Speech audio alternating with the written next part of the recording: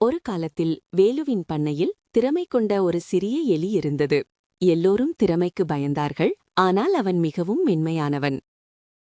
திறமைக்கு ஒரு இரகசிய திறமை இருந்தது. அவன் தைப்பதில் திறமைசாலி. பண்ணையில் வேலு என்ற அன்பான விவசாயி இருந்தார். வேலுவின் தானிய பைகள் அடிக்கடி கிழிந்துவிடும். அது அவருக்கு ஒரு பெரிய பிரச்சனை. ஐயோ, இந்த பெரிய கிழிசல் என்று வேலு கவலையோடு பெருமூச்சு விட்டார்.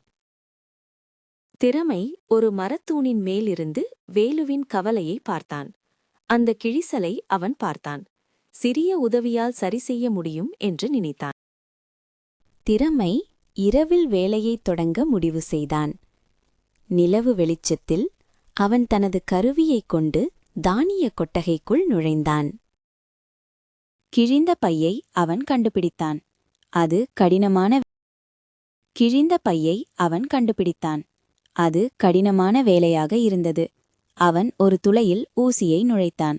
மெதுவாக கவனமாக தைக்க ஆரம்பித்தான். சிறிய நேர்த்தியான தையல்களால் கிழிசல் மூடப்பட்டது. சூரியன் உதிக்கும் முன் திறமை தனது வேலையை முடித்துவிட்டு விரைவாக மறைந்தான். மறுநாள் காலையில் வேலு பையை பார்த்தார். கிழிசல் போய்விட்டது. இது ஒரு அதிசயம். யார் இதை செய்தார்கள் என்று வேலு வியப்படைந்தார். வேலு மிகவும் நன்றியோடு உணர்ந்தார். அவர் திறமைக்கு ஒரு சிறிய பரிசு வைக்க முடிவு செய்தார். ஒரு புதிய பாலாடை கட்டித் துண்டு அங்கு விடப்பட்டது. திறமை அதைக் கண்டுபிடித்தான். அவன் மகிழ்ச்சியில் துள்ளினான்.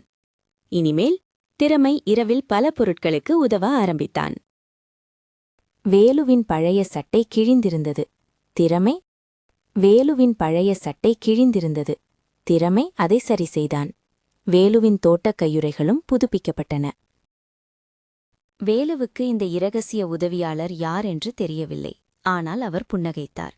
வேலு திறமைக்கு நன்றி தெரிவிக்க ஒரு சிறிய ஊசி மற்றும் நூல் சுருளை விட்டுச் சென்றார். திறமைக்கு தேவையான பொருட்கள் கிடைத்தன. அவன் இன்னும் வேகமாக வேலை செய்தான். ஒரு மாலை வேலு மெதுவாக கொட்டகைக்குள் நுழைந்தார். மெல்லிய ஒலியில் திறமை தைப்பதை பார்த்தார். அடடா, திறமை கொண்ட சிறிய எலி என்று வேலு மெதுவாக சொன்னார். வேலு சிரிக்க ஆரம்பித்தார். திறமை பயப்படாமல் வேலையை தொடர்ந்தான். அன்று முதல் வேலுவின் பண்ணை எப்போதும் நேர்த்தியாக இருந்தது. ஒரு திறமையான எலிக்கு நன்றி. எப்போதும் நேர்த்தியாக இருந்தது. ஒரு திறமையான எலிக்கு நன்றி.